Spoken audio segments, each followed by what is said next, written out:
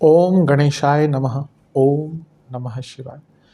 मैं निखिल ज्योतिष आचार्य आप सभी का मेरे चैनल पर पुनः स्वागत करता हूं। आशा करता हूं कि आप सभी स्वस्थ होंगे। महादेव की कृपा आप सभी पर सदैव बनी रहे। ये वीडियो सिंह यानी कि लियो के लिए बहुत विशेष है, क्योंकि वीडियो है अक्टूबर, नवंबर, दिसंबर 2025 के त्रिमासिक राशिफल के बारे में। कैसा रहेगा साल के अंतिम 3 महीने का हाल सिंह के लिए। मेरे चैनल पर विस्तृत रूप से मासिक राशिफल आते हैं, जिसमें मैं जो जीवन की मुख्य चीज़ें होती हैं, इंपॉर्टेंट चीज़ें होती हैं, उन पर विश्लेषण करता हूँ। साप्ताहिक राशिफल में चंद्रमा के गोचर पर आधारित विश्लेषण होता है, और बड़े ग्रहों के गोचर पे तो वीडियोस आते ही हैं, और बाकी भी यथासंभव ग्रहों के गोचरीय वीडियोस में बनाता ही हूँ। लेकिन इन सब में से त्रिमासिक राशिफल की एक श्रेष्ठ जगह है, क्योंकि ये एक ऐसा वीडियो होता है जिसमें 3 महीने में होने वाले ग्रहों के गोचर पर एक नज़र डाली जाती है, और उसका क्या संयुक्त प्रभाव होता है, कि सारे ग्रहों का मिलकर हमारे ऊपर क्या संयुक्त प्रभाव होता है, इसका विवेचन करते हैं। और वह व्यक्ति जो समझता है कि ज्योतिष कोई जादू टोना नहीं है, लेकिन एक मार्गदर्शन की विद्या है, ऐसे लोगों के लिए कि जो राशिफल होते हैं ये बहुत इम्पोर्टेंट होते हैं, क्योंकि इनके द्वारा ये जाना जा सकता है कि ग्रहों की ऊर्जा क्या है, क्या सकारात्मक है, क्या नकारात्मक है, और उनके द्वारा अपने जीवन को प्लान करना, अपनी बातों को प्लान करना, अपने एक्शंस को प्लान करना, ये हमेशा ही लाभकारी होता है। भले ही सामान्य आधार पर राशिफल दिए जाते हैं, लेकिन एक जनरल गाइडेंस के लिए बहुत इंपॉर्टेंट होते हैं। ऑब्वियसली जब किसी व्यक्ति को कुछ स्पेसिफिक पूछना होता है, वो अपने ज्योतिष के पास जाता ही है, लेकिन एक सामान्य विश्लेषण, सामान्य गाइडेंस के लिए बहुत इंपॉर्टेंट होते हैं। और यकीन मानिए, ये जो 3 महीने का कालखंड है साल का अंतिम, इसमें बहुत बड़ी बड़ी घटनाएं हो रही हैं। अगर अक्टूबर से ही स्टार्ट करें तो शुक्र नीच के, गुरु उच्च के, शनि शुक्र समसप्तक योग बनेगा, सूर्य नीच के हो जाएंगे। नवंबर में नीच भंग राजयोग बनेगा शुक्र और सूर्य का, बुध वक्री, शनि मार्गी, और नवंबर के अंत तक आते आते गुरु भी वक्री हो जाएंगे। खैर गुरु वक्री तो 11 नवंबर को ही हो जाएंगे। बुध पतित हो जाएंगे, यानी कि बुध पिछली राशि में गिर जाएंगे। दिसंबर में गुरु ग्रह की घर वापसी होगी, बुध ग्रह की घर वापसी होगी। एक बुध पीछे गिरे हुए थे, गुरु आगे चले गए थे, दोनों ही वापस उसी जगह पर आ जाएंगे जहाँ पे उनको होना चाहिए था। दिसंबर में कई ग्रहों की युतियाँ होंगी, 3 ग्रह एक साथ बैठेंगे, 4 ग्रह बैठेंगे एक साथ, और आपका जो पंचम भाव है यानी कि धनु, ये सुपर एक्टिवेट हो जाएगा, क्योंकि इस पर बहुत सारे ग्रहों का प्रभाव आ जाएगा। तो बहुत कुछ घट रहा है इस 3 महीने के कालखंड में, और इसके ज्योतिषीय विश्लेषण की तरफ ही हम अब आगे बढ़ेंगे। यदि आपकी लग्न राशि या चंद्र राशि सिंह है, दोनों ही गाइडेंस के लिए राशिफल को देख सकते हैं। जहाँ से आपको ज़्यादा सूट और रिलेट करता है वहाँ से इसको देखिए। व्यक्तिगत तौर पे मेरा मानना है लग्न से देखेंगे तो अच्छा है। इनकेस नहीं पता है आपको अपनी लग्न राशि, तो आप अपनी चंद्र राशि से भी इसको देख सकते हैं। शुरू करते हैं इस बहुत महत्वपूर्ण राशिफल का। शुरू करते हैं अक्टूबर के महीने के साथ। पहला बदलाव अक्टूबर के महीने का होगा बुध का, और बुध तीसरे घर में जाकर बैठ जाएंगे मंगल के साथ। तीसरे घर में मंगल की अवस्था भी अच्छी होती है, बुध की अवस्था भी अच्छी होती है। बुध की अगर बात करें तो आपके लाभेश और धनेश हैं, और मंगल की बात करें तो आपके भाग्येश और चतुर्थेश हैं, और मंगल आपके योग कारक ग्रह हैं। तो धन के दोनों भाव के स्वामी बुध आपके भाग्य के स्थान के स्वामी के साथ पराक्रम भाव में बैठे हैं। इससे अच्छा आपको क्या चाहिए? धन भी बढ़ेगा, व्यापार भी बढ़ेगा, करियर में भी वृद्धि होगी, आर्थिक दृष्टिकोण से बहुत अच्छा है। और क्योंकि भाग्य स्थान के स्वामी पराक्रम भाव में बैठे हैं मंगल, तो अपने पराक्रम, अपने स्किल्स, अपनी नॉलेज, अपनी ऊर्जा को संयुक्त कर कर बहुत धन लाभ यहाँ पे अर्जित कर सकते हैं। बहुत शुभता यहाँ पर दिख रही है अक्टूबर के स्टार्ट से ही। इसके साथ ही अगर हम देखें तो मंगल जो हैं वो चौथे घर के स्वामी भी हैं, और मंगल प्रॉपर्टीज़ के कारक भी हैं, और बुध 11वें घर के स्वामी है जो एसेट्स का भाव है। तो इन दोनों का मिलन अपने से 12वें घर में, पहला तो प्रॉपर्टी बेच के लाभ कमाने का योग भी दिखाता है, और इन दोनों का मिलन प्रॉपर्टी खरीदने का योग भी बनाता है। और क्योंकि बुध धनस्थान के स्वामी हैं, जो चौथे से लाभ है, यानी कि अपनी प्रॉपर्टी को रेंट आउट करने के लिए, लीज आउट करने के लिए भी बहुत अच्छा टाइम है। तीसरे घर में बुध मंगल व्यक्ति की सोच को सकारात्मक करते हैं, प्रोडक्टिव करते हैं, और उसको ये सीखने की कैपेबिलिटी, इंटेंसिटी बहुत बढ़ जाती है। अपनी प्रॉब्लम्स को बहुत आराम से सॉल्व कर पाएंगे। यहाँ भाग्य, पराक्रम, धन, लक्ष्मी, हर चीज़ का यहाँ पे मिलन हो रहा है। कुछ बहुत अच्छी यात्राएं भी कर पाएंगे, और इन दोनों ही ग्रहों की जो प्रोबेबिलिटी और प्रोडक्टिविटी है उसको गुरु और राहु बढ़ाएंगे। तो धन तो बढ़ेगा ही, और राहु गुरु का प्रभाव तो और उसको एक्सपैंड कर देगा। गुरु की अगर बात करें, वो खुद आपके पंचमेश भी हैं, तो दो लक्ष्मी स्थानों के स्वामी का भी एक प्रकार से मिलन हो रहा है, क्योंकि दोनों गुरु जो है वो एक लक्ष्मी स्थान के स्वामी है और मंगल को देख रहे हैं।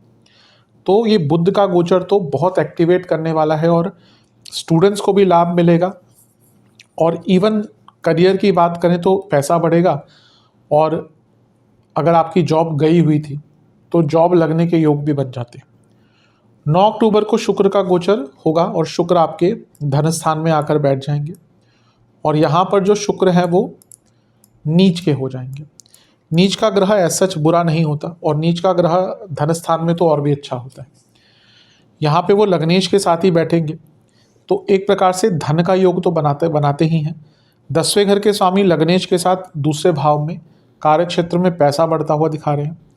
तीसरे घर के स्वामी दूसरे घर में सूर्य के साथ अपनी स्किल एनहेंसमेंट की और अपने स्किल्स के द्वारा धन अर्जित करना दिखाते हैं। लेकिन नीच का ग्रह कुछ तो प्रभाव देगा ही, क्योंकि वो सप्तम से अष्टम में है। मैरिड लाइफ में प्रॉब्लम्स आ सकती हैं, और खुद रिलेशनशिप के कारक हैं, सूर्य के साथ जाकर बैठ गए, और उससे बड़ी बात है वक्री शनि से दृष्ट है। तो शनि और सूर्य ये दोनों ऐसे ग्रह हैं जो ना ही रिलेशनशिप के लिए ना ही मैरिड लाइफ के लिए अच्छे होते हैं। तो रिलेशनशिप और मैरिड लाइफ दोनों में ही प्रॉब्लम आएगी। और क्योंकि शुक्र नीच के हैं और वक्री शनि से प्रभावित हैं और सूर्य के साथ बैठे हैं, यानी कि वाणी में तीक्ष्णता, उग्रता और बहुत रुष्टता आ जाएगी। इसलिए इस टाइम में ना करीबन ये जो कुछ दिनों का टाइम होगा शुक्र के गोचर का, 2-2.5 हफ्ते, अराउंड 3 हफ्ते के आसपास का टाइम होता है, उससे थोड़ा सा ज़्यादा, 1 महीने का ही मान लीजिए, 27-28 दिन शुक्र एक राशि में रहते हैं। तो यहाँ पे आपको अपनी वाणी पर बहुत कंट्रोल करना है। 17 अक्टूबर को सूर्य आगे चले जाएंगे तो थोड़ा प्रभाव कम होगा, लेकिन यहाँ पे वाणी को लेकर बहुत ध्यान दीजिएगा। कुटुंब में भी पैसों को लेकर दिक्कत आ सकती है। 18 अक्टूबर 17 अक्टूबर सूर्य का गोचर होगा, और सूर्य तुला में आकर नीच के हो जाएंगे। मैं फिर से कहूँगा, जैसा मैं हर बार मेंटेन करता हूँ कि नीच का ग्रह बुरा नहीं होता, लेकिन हाँ कुछ तत्व जो होते हैं उस ग्रह के वो बिगड़ते हैं। इस चीज़ को हम नहीं नकार सकते। तीसरे घर में नीच का ग्रह बहुत शुभ रिजल्ट देता है। सूर्य यहाँ पर नीच के हो गए और बुध के साथ बैठे हैं और मंगल के साथ बैठे हैं। ये वो टाइम है जब व्यक्ति रिस्क लेता है, ये वो टाइम है जब व्यक्ति कुछ अलग कर पाता है, ये वो टाइम है जब व्यक्ति बाय हुक या बाय क्रुक अपनी प्रॉब्लम्स को सॉल्व कर पाता है। लेकिन नीच के ग्रह तीसरे घर में और वो सूर्य हैं, और ये नीच के ग्रह नवम भाव को देख रहे हैं। ये पिताजी की सेहत के लिए अच्छा नहीं है और बॉसेस से प्रॉब्लम्स क्रिएट करेगा, क्योंकि सूर्य नीच के हैं और मंगल के साथ हैं तीसरे घर में। ये नेगेटिव इम्पैक्ट ये होगा कि व्यक्ति बहुत इम्पल्सिव हो जाएगा, और व्यक्ति, या कहिए आपकी बात करें तो सिंह वाले लोग बहुत ज़्यादा ओवर कॉन्फिडेंट भी हो जाएंगे। ऐसे रिस्क लेना शुरू कर देंगे जो आपके कैपेसिटी से बाहर है। रिस्क भी उतने ही लेने चाहिए जो आपको पता है कि आप संभाल लें। तो यहाँ पे बहुत केयरफुल रहना है। कम्युनिकेशन प्रॉब्लम बहुत हो सकती है। ये वो टाइम है जब आपके पिताजी को भी हेल्थ इश्यूज आ सकते हैं, और आपके भाई बहनों को भी इंजरीज आदि, पिताजी को भी इंजरीज आदि तंग कर सकती है। भाई बहनों से संबंध बहुत बिगड़ेंगे और कलीग से भी संबंध बिगड़ेंगे। 18 अक्टूबर को गुरु का गोचर होगा, और गुरु 12वें घर में जाकर विपरीत राजयोग बनाएंगे और उच्च के हो जाएंगे। इसको मैं एक्सप्लेन कर चुका हूँ कि ऐसा नहीं है कि गुरु 7 साल के लिए अतिचारी हैं। कुछ लोग जो अपने आप को ज्योतिष बोलते हैं, जिनको ज्योतिष का शायद निम्न स्तरीय नॉलेज भी नहीं है, वही ऐसी बातें करते हैं। कोई भी ग्रह इतने टाइम तक अतिचारी नहीं रह सकता। किसी ग्रह का अतिचारी या वक्र होना उसके सूर्य से दूरी पर निर्भर करता है। तो गुरु हर साल में एक बार अतिचारी होते हैं, वक्री भी होते हैं। बस यहाँ पे ये हो रहा है कि वो डिग्री के हिसाब से उतने आगे जा रहे हैं कि उनको मिथुन से आगे जाना पड़ रहा है कुछ टाइम के लिए। 0 डिग्री पे ही रहेंगे कुछ मिनट, 0 डिग्री। तो बहुत ट्रैवल भी नहीं करेंगे, उनकी स्पीड भी कम हो जाएगी कर्क में जाने के कुछ दिनों बाद। लेकिन हाँ, इसका ज्योतिष का प्रभाव है। 12वें घर में एक ऐसा ग्रह उच्च का हो रहा है जिसको 2026 में वहाँ पे आना चाहिए था। तो पहला तो पंचमेश है, जो स्टूडेंट्स विदेश जाना चाहते थे बहुत अच्छा टाइम है। अगर विदेश संबंधित कार्य आपके अटक रहे थे बहुत अच्छा टाइम है। धार्मिक यात्राओं के लिए बहुत अच्छा टाइम है। जीवन में बड़े बदलावों के लिए बहुत अच्छा टाइम है। विपरीत राज्यों को बना रहे हैं तो गुप्त धन के लिए अच्छा, विदेश के लिए अच्छा, बड़े ट्रांसफॉर्मेशन के लिए अच्छा। कुछ खर्चे होंगे लेकिन आपके बेटरमेंट के लिए ही होंगे, और आध्यात्मिक नॉलेज बढ़ाने के लिए बहुत अच्छा। ये गुरु चौथे घर को भी देखेंगे, प्रॉपर्टी बेच के नई प्रॉपर्टी लेने के योग बन जाते हैं। और ये गुरु सप्तम को ये गुरु आपके छठे भाव, सप्तम को नहीं सॉरी, ये गुरु आपके छठे भाव को भी देखेंगे, तो कई लीगल केसेस सॉल्व हो सकते हैं। और ये गुरु आपके अष्टम को देखेंगे जहाँ पे ऑलरेडी शनि है, तो ट्रांसफॉर्मेशन का मौका, जॉब चेंज का मौका, और अपने हेल्थ प्रॉब्लम्स को डायग्नोज करके या करवा के, क्योंकि कभी कभी होता है डायग्नोज नहीं हो पाती प्रॉब्लम्स, ये वो टाइम है अगर आपकी कोई हेल्थ प्रॉब्लम डायग्नोज नहीं हो पा रही थी, वो डायग्नोज होकर उसका इलाज भी हो पाएगा। तो जब तक वक्री नहीं होते गुरु तब तक बहुत अच्छा प्रभाव देंगे। अष्टम भाव डबल एक्टिवेट हो रहा है, तो ये जैसा मैंने पहले भी कहा आध्यात्मिक दृष्टिकोण, रिसर्च आदि के लिए और ट्रांसफॉर्मेशंस के लिए बहुत अच्छा होता है। 24 अक्टूबर को बुध का गोचर होगा और बुध वृश्चिक में आ जाएंगे आपके चौथे घर में, क्योंकि बुध धनेश और पंचमेश धनेश और लाभेश हैं। हमेशा मैंने कहा कि सिंह के लिए एक बहुत शुभ ग्रह है, तो उनका यहाँ पे आके 10वें घर को देखना, कर्म में धन का लाभ यानी कि कार्य क्षेत्र में धन का लाभ, घर में पैसे का लाभ, और फिर से एसेट्स के भाव के स्वामी चौथे घर में आ रहे हैं, तो प्रॉपर्टी खरीदने का योग बहुत अच्छा बन जाता है, तो बहुत शुभ है। यहाँ पे उन पे गुरु की दृष्टि भी है, तो ये फिर से मैंने कहूँगा प्रॉपर्टी बेचने, प्रॉपर्टी खरीदने दोनों के लिए बहुत अच्छा है। और घर में कुछ प्रॉब्लम, वाद विवाद चल रहे हैं, उनको सॉल्व करने के लिए बहुत अच्छा है।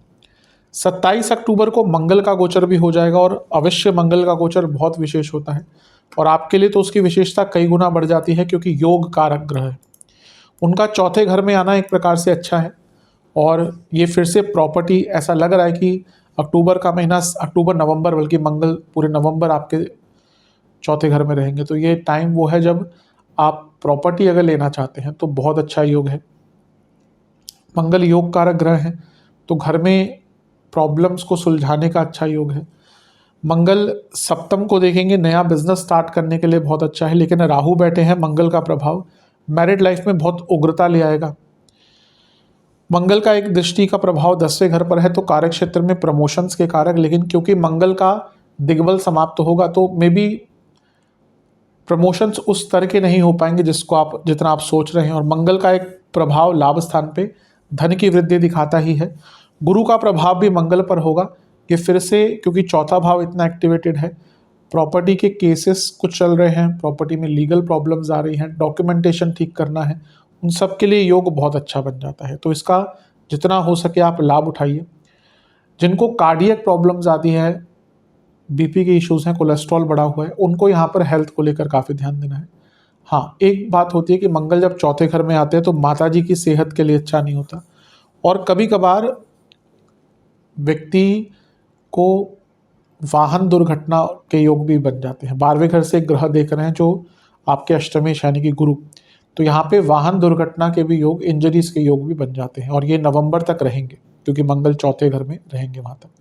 तो इन सब चीज़ों को लेकर थोड़ा सा केयरफुल रहेगा।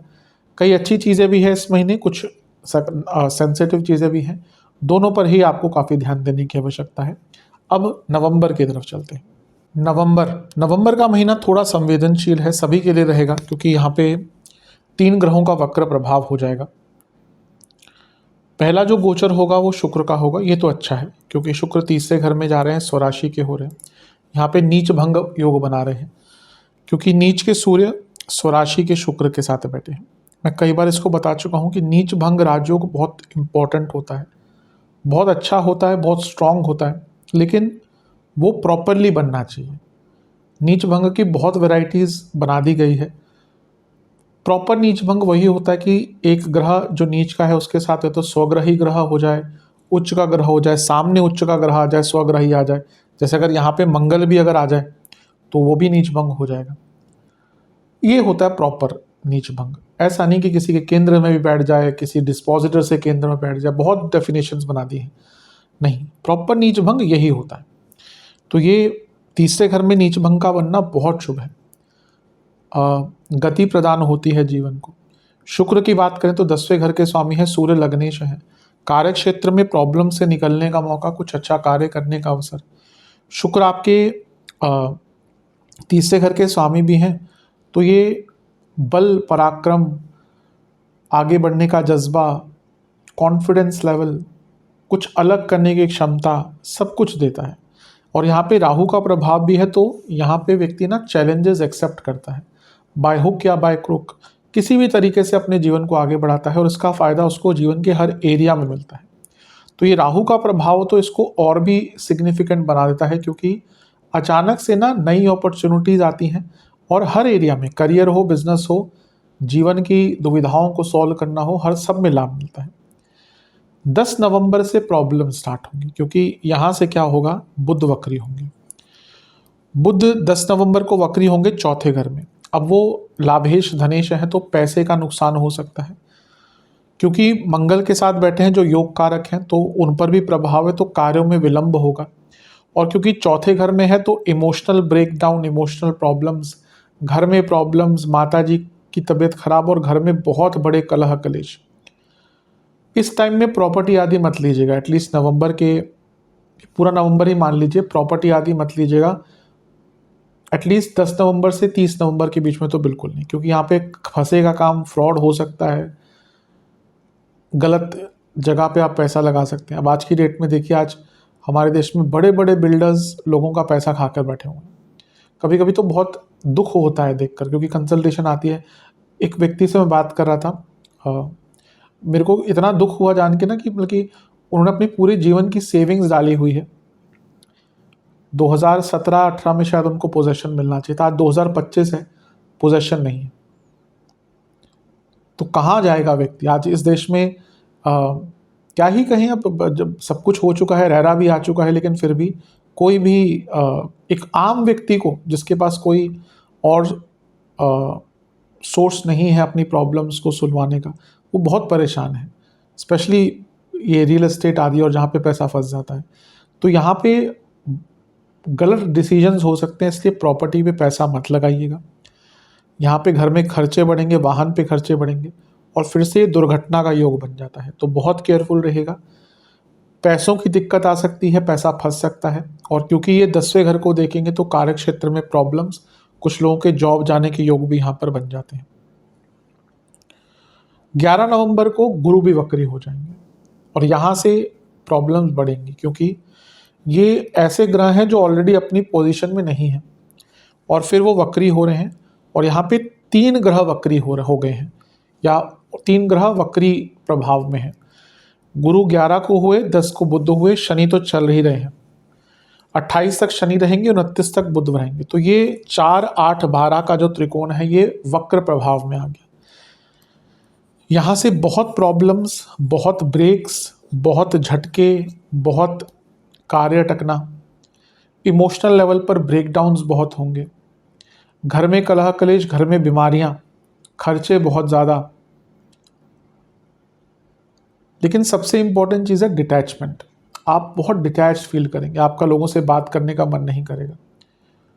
कभी कभी होता है व्यक्ति के साथ, और जब हम भी छोटे थे हमें समझ नहीं आता था कि क्यों व्यक्ति का मूड खराब हो जाता है, क्यों मेरा मूड खराब हो जाता है सबका। लेकिन समय के साथ टाइम पता चलता है ना कि हाँ, ग्रहों का प्रभाव है। आज मैं किसी को देखता हूँ जब वो किसी का उसका बात करने का मन नहीं कर रहा, तो समझ आता है कि हाँ भाई, कोई ऐसा दशा चल रही होगी, ग्रह का गोचर होगा, तो उस व्यक्ति को छोड़ देना चाहिए। अब इस टाइम पे अगर कोई व्यक्ति से ऐसे आपसे बात करने की कोशिश करेगा तो आप बहुत इरिटेट हो जाएंगे। तो ठीक है, मेरे हिसाब से on the good side, on the brighter side, हाँ, हमने नेगेटिव चीज़ों की बात करी कि इमोशनली वल्नरेबल, खर्चे बढ़ेंगे, सब कुछ है। ऑन द ब्राइटर साइड ये आत्ममंथन का समय होता है, क्योंकि ये मोक्ष त्रिकोण है। तो बैठकर आत्ममंथन कीजिए कि भैया जीवन कहाँ जा रहा है, क्या करना है, क्या नहीं करना है, क्या करना चाहते हैं, क्या नहीं हो पा रहा है।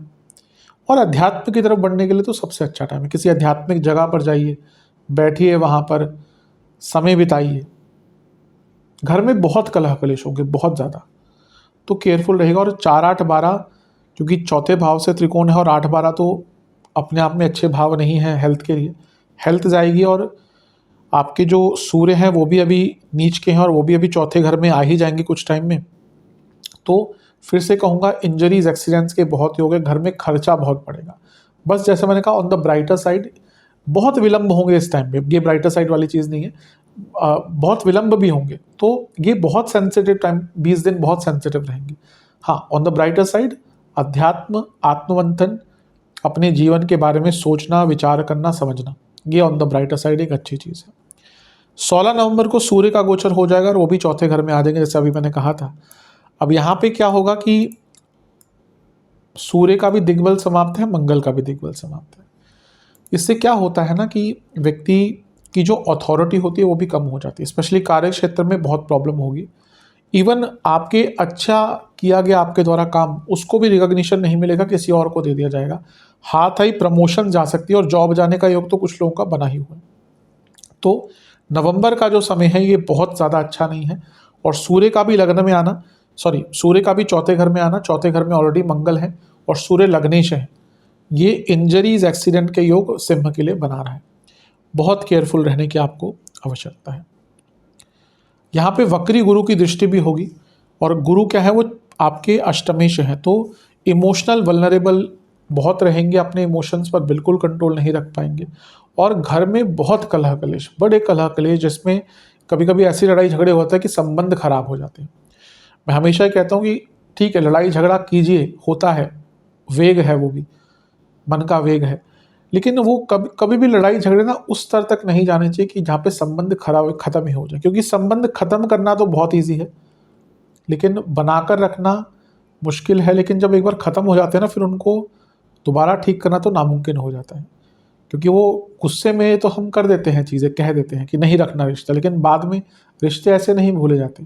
व्यक्ति, ये इमोशंस होते हैं, इमोशंस कभी ख़त्म नहीं होते। तो इसलिए यहाँ पे अपने ऊपर, अपने गुस्से पर थोड़ा सा कंट्रोल रखिएगा।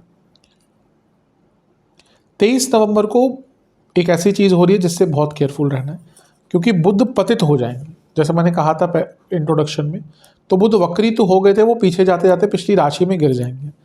अब यहाँ पे ना जॉब जाने के योग बहुत बन रहे हैं, क्योंकि धन स्थान, लाभ स्थान के स्वामी पतित हो गए। करियर, बिजनेस दोनों में नुकसान हो सकता है। और वो शुक्र के साथ बैठे हैं जो 10वें घर के स्वामी हैं, ये कार्य क्षेत्र में बहुत प्रॉब्लम्स दिखाता है। फालतू में बॉसेस से झगड़ा, कलीग्स से झगड़ा, जॉब जाने के योग भी बनते हैं। और यहाँ पे आप बहुत ज़्यादा केयरफ्री, बहुत रिस्क लेना शुरू कर देंगे और आपका अपने ऊपर कंट्रोल ही नहीं रहेगा। और आपकी बुरी संगत भी आपको प्रॉब्लम में डालेगी, बुरे कम्युनिकेशन भी प्रॉब्लम में डालेगी। और लव लाइफ, मैरिड लाइफ दोनों पर इसका नेगेटिव इम्पैक्ट पड़ेगा, क्योंकि पतित बुध शुक्र के साथ बैठे हुए हैं। तो ये जो प्रभाव है ना पतित बुध का, इससे थोड़ा सा बच के रहना। यहाँ पे नवंबर में तो मैं कहूँगा इतना, जितना सरल आप बिता सकते हैं ना, उतना आपके लिए अच्छा रहेगा। सेहत पर भी, क्योंकि लग्नेश इन्वॉल्व हो गए मंगल के साथ, बुध के साथ भी थे, अब वक्री गुरु देख रहे हैं उनको, तो सेहत पर भी बुरा प्रभाव पड़ेगा। 26 नवंबर को शुक्र का गोचर हो जाएगा और शुक्र आपके चौथे घर में आ जाएंगे। ठीक है, इतना बुरा नहीं है, एटलीस्ट वक्री बुध के प्रभाव से निकल गए। और यहाँ से वो 10वें घर के स्वामी होने के नाते 10वें घर को देखेंगे, तो थोड़ा संभालेंगे अवश्य, लेकिन ऑफिस पॉलिटिक्स यहाँ से बहुत बढ़ जाएगी। शुक्र मंगल साथ में है चौथे घर में, पति पत्नी के बीच में बहुत झगड़े होंगे। और इन लॉज का इन्वॉल्वमेंट भी यहाँ से आपको बहुत तंग करेगा। 28 नवंबर को शनि मार्गी हो जाएंगे, यहाँ से चीज़ें ठीक होना शुरू हो जाएंगी थोड़ी, क्योंकि शनि बहुत टाइम से वक्री चल रहे थे, आपके लिए वैसे ही अच्छे ग्रह नहीं है। और जब वो मार्गी हो जाएंगे तो थोड़ी स्थिरता आएगी। और 29 तारीख को बुध भी मार्गी हो जाएंगे, तो यहाँ से भी एक स्थिरता का अनुभव होगा। तो मान के चलिए नवंबर का महीना, जो ये 10 तारीख से 30 तारीख मान के चलिए, ये बहुत सेंसिटिव है। इसमें कई एरियाज़ में जो मैंने कहा प्रॉब्लम्स आ सकती है, तो थोड़ा केयरफुल रहने की आवश्यकता है यहाँ पे। चलते हैं दिसंबर के महीने की तरफ। दिसंबर का महीना बहुत बड़े बदलाव लाएगा। पहला 5 दिसंबर को होगा, जब गुरु वापस आ जाएंगे आपके 11वें घर में, मिथुन में गिर जाएंगे वापस, या कहीं वापस आ जाएंगे। अब उच्च का ग्रह जब वक्री होता है तो अच्छा रिजल्ट नहीं देता, लेकिन 11वें घर में वक्री ग्रह फिर भी ठीक ठाक होते हैं। और गुरु तो मार्च तक वक्री रहेंगे, 2026 तक। तो जो आर्थिक दृष्टिकोण से थोड़ी प्रॉब्लम्स आई थी उनका निवारण करेंगे, नए रास्ते खोलेंगे। हाँ, वक्री ग्रह है तो थोड़ा विलंब तो रहेगा ही, लेकिन और जो नई अपॉर्चुनिटीज़ भी आएंगी वो थोड़ा हटके होंगी। लेकिन लेट्स से कि किसी की जॉब चली गई थी, बिजनेस में नुकसान हो गया था, तो नई जॉब लगने का योग बना देते हैं और नुकसान की भरपाई का योग भी यहाँ पर बना देते हैं। तो एक प्रकार से ये अच्छा है। इसके साथ ही देखें तो राहु का प्रभाव आ जाएगा गुरु पर फिर से, तो आर्थिक दृष्टिकोण को बदलने के लिए, इम्प्रूवमेंट्स के लिए बहुत अच्छा है। नवंबर का महीना कष्टकारी रहेगा, दिसंबर के महीने की शुरुआत में ही अच्छी चीज़ हो रही है। वक्री ग्रह तो जैसा मैंने कहा ना, एक मंदता तो रहेगी। 6 दिसंबर को बुध का गोचर होगा, तो बुध भी वापस अपनी राशि, उस राशि में आ जाएंगे जहाँ पे उनको होना चाहिए था। 7 दिसंबर को मंगल का भी हो जाएगा, इसलिए युति बहुत लंबी नहीं है, वरना 4 ग्रहों की युति पे डिस्कशन करते। लेकिन हाँ, बुध भी ठीक हो जाएंगे, वो आपके लाभेश भी हैं, धनेश भी हैं, तो आर्थिक दृष्टिकोण से फिर से चीज़ें ठीक दिख रही हैं। जैसे मैंने कहा, जॉब, बिजनेस, इन सब में जो नुकसान हुए थे भरपाई होगी। लेकिन चौथे घर में इतने सारे ग्रह कभी कभी घर में कलह कलेश करवा सकते हैं। 7 दिसंबर को मंगल का गोचर होगा और मंगल आ जाएंगे आपके पंचम भाव में।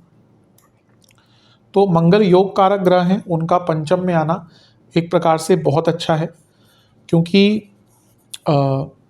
लक्ष्मी स्थान है, भाग्य स्थान के स्वामी अपने से भाग्य स्थान में बैठे हैं, यानी कि नवम से नवम में भाग्य का साथ मिलेगा। मंगल आपके चौथे घर के स्वामी हैं, यानी कि अपने से दूसरे में घर में लाभ, प्रॉपर्टी का लाभ। ये मंगल लाभ स्थान को देखेंगे, लक्ष्मी स्थान के स्वामी, भाग्य स्थान के स्वामी लाभ स्थान को देख रहे हैं, तो पैसा आएगा ही। हाँ, उनका अष्टम को देखना, जहाँ पे शनि बैठे हैं, ये कभी कभी थोड़ा सा हेल्थ इश्यूज दे सकता है और कुछ क्रॉनिक डिजीज की तरफ इशारा करता है। मैंने शायद 4 ग्रहों की एक वीडियो बनाई थी, उसमें मैंने बताया था कि सिंह का षडाष्टक योग बना हुआ है। बहुत लग्न, सिंह लग्न वालों के कंसल्टेशंस आए, तो कई लोगों को ऑलरेडी क्रॉनिक डिजीज स्टार्ट हुई है, तो यहाँ पे वो प्रबलता और दिख रही है। हाँ, गुस्से पर कंट्रोल कीजिएगा, क्योंकि मंगल योग कारक है, तो नया रिलेशनशिप स्टार्ट करवा सकते हैं। स्टूडेंट्स के लिए बहुत लाभकारी है। लेकिन पंचम भाव सोचने का तरीका भी है, तो यहाँ पे अपने एग्रेशन पर बहुत ध्यान दीजिएगा। मंगल पर केतु का प्रभाव भी है, तो ये कुछ सीखने के लिए बहुत अच्छा है, लेकिन एग्रेशन यहाँ से और बढ़ेगी। दोनों ही अग्नि तत्व है और अग्नि तत्व की राशि है। गुरु का प्रभाव भी है, गुरु वक्री है, तो इम्पल्सिवनेस से दूर रहिएगा और विचारों में सौम्यता रखिएगा। 16 दिसंबर को सूर्य का गोचर होगा और सूर्य भी आपके पंचम में आ जाएंगे।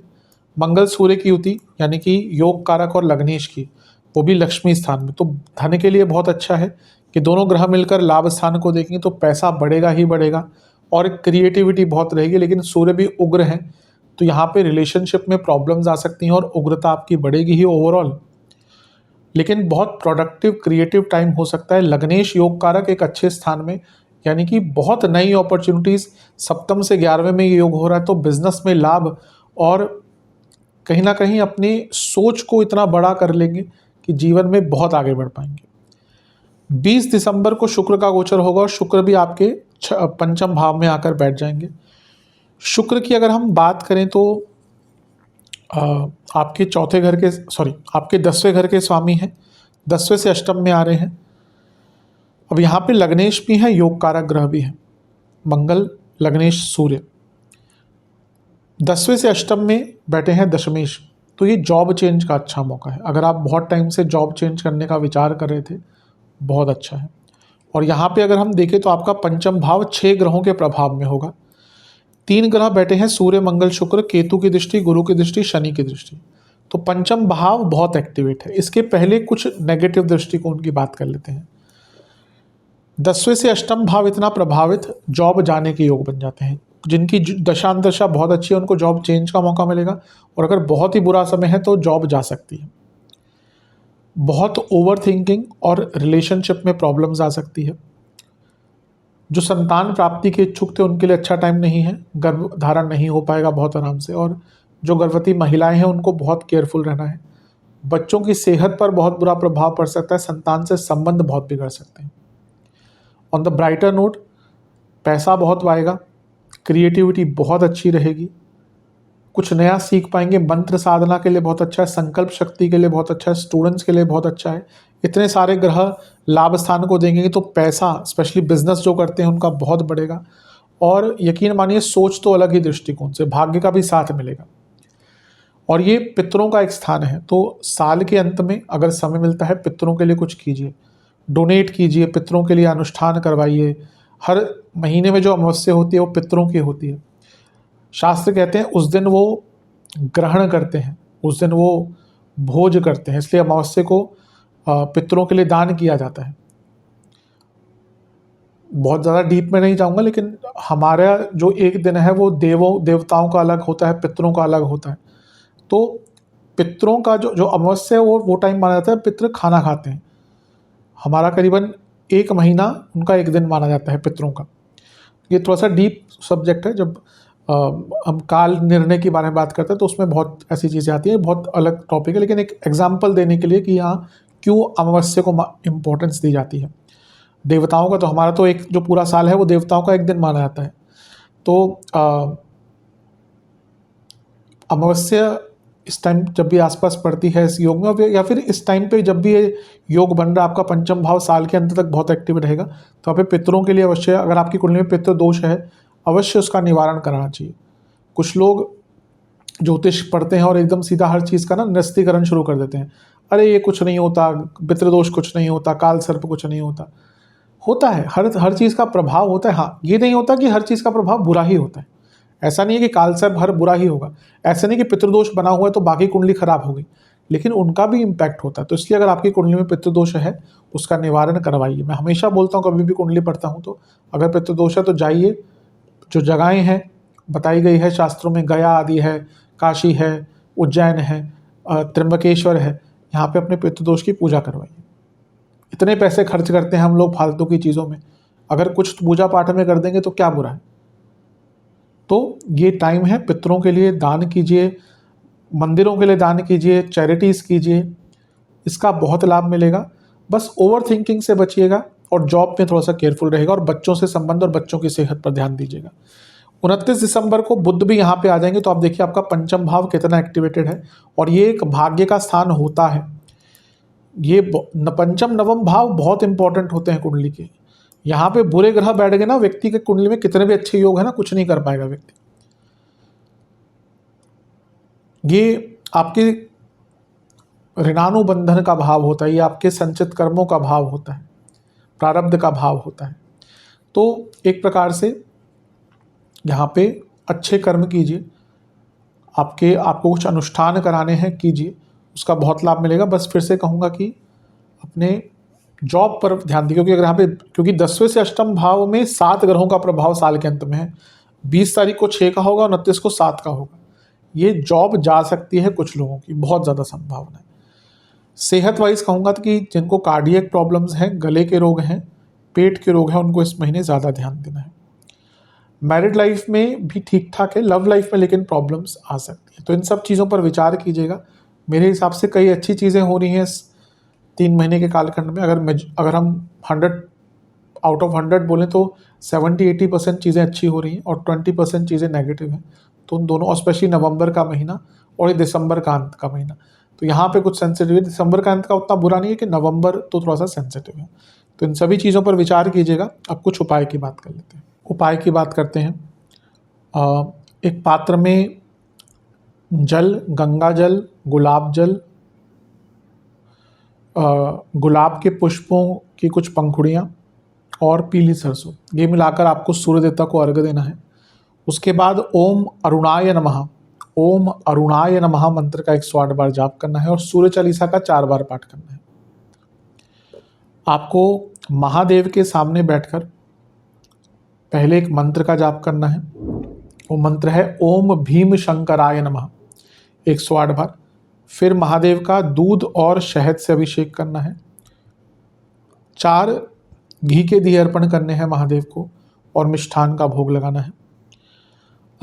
इसके साथ ही आपको किसी भी मंदिर में गुड़ का और गेहूं के आटे का दान करना है, और गौशाला में चारे की व्यवस्था करनी है। ये उपाय किसी भी एक रविवार को कर सकते हैं, नहीं मिले तो किसी भी और दिन कर सकते हैं, लेकिन कोशिश कीजिएगा रविवार को हो जाए। जब भी वीडियो देखें उसके अगले रविवार से कर सकते हैं, या रविवार को कर सकते हैं। आशा करता हूँ कि वीडियो काम आएगी। चैनल पर नए हैं, सब्सक्राइब कीजिए, वीडियो को लाइक कीजिए। मिलता हूँ अगली वीडियो में, तब तक के लिए ओम नमः शिवाय।